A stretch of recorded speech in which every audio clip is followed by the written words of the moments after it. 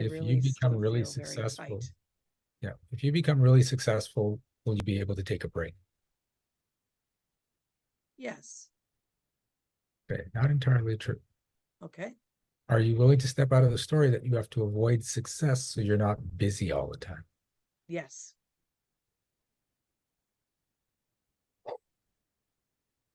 Are you willing to step out of the story that you have to avoid success so you're not obligated to keep creating success?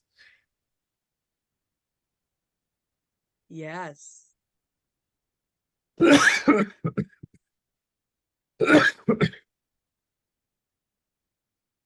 Uh, I just get to be me doing my thing, helping as many people as I want to, as I can.